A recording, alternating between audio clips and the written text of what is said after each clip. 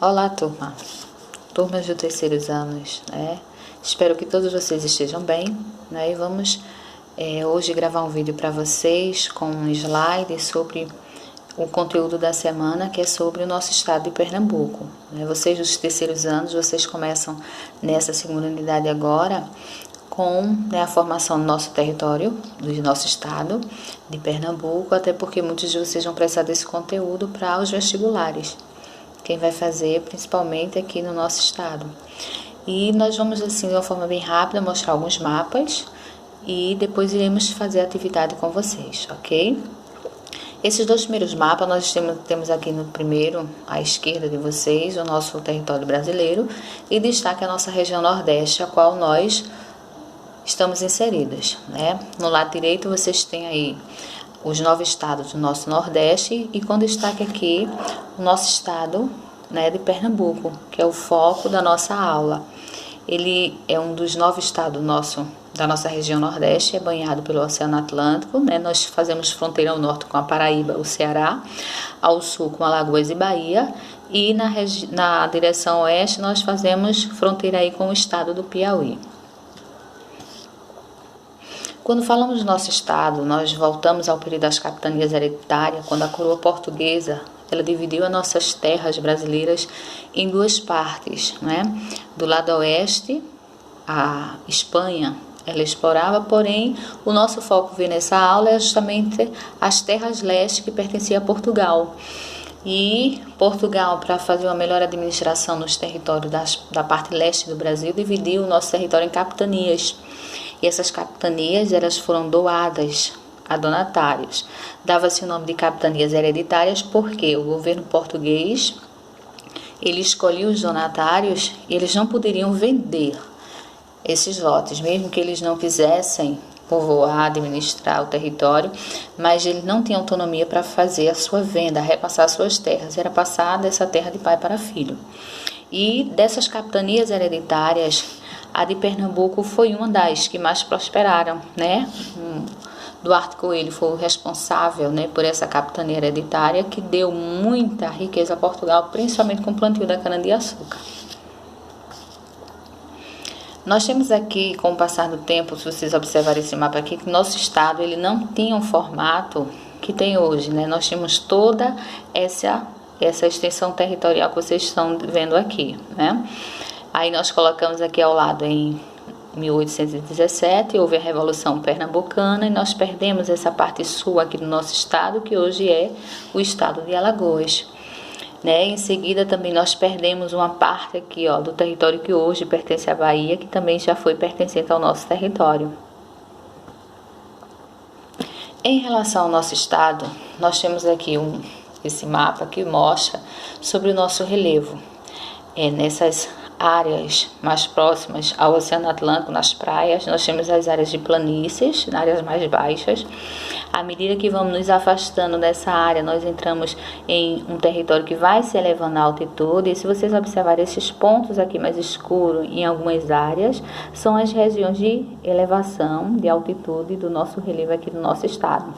Essa parte, né, sul aqui do nosso estado, ela está em cor mais clara, mostrando aqui que nós temos mesmo próximo a regiões de altitude, uma área mais plana, de planície.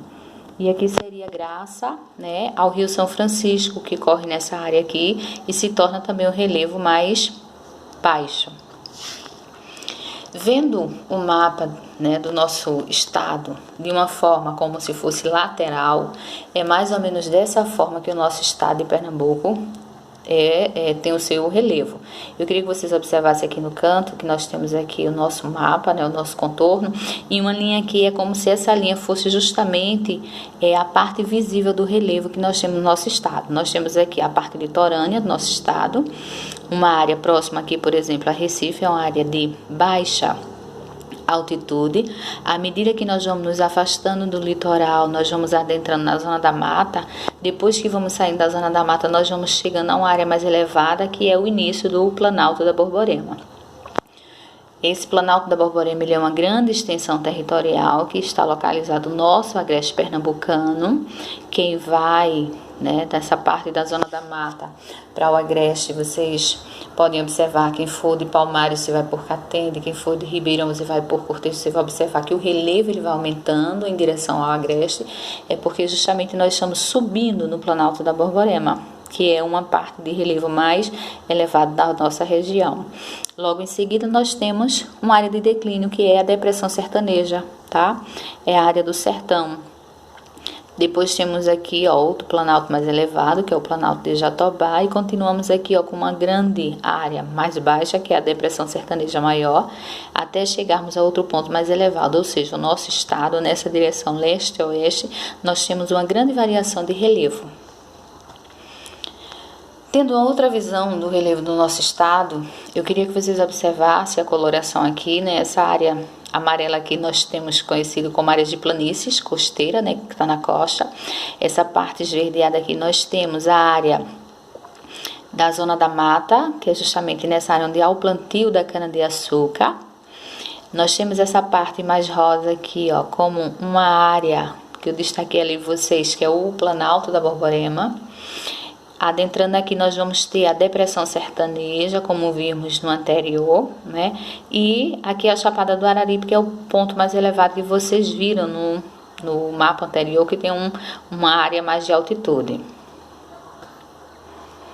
Com relação ao nosso clima, né, o relevo também ele é responsável pela distribuição da temperatura do nosso clima. Essa área mais verde aqui nós podemos dizer assim que é quente e úmido, porque nós temos a proximidade aqui dos oceanos e a umidade levada pelos ventos aqui para essa área de litoral e zona da mata. Ela vai ser sempre presente, distribuição de chuvas regulares.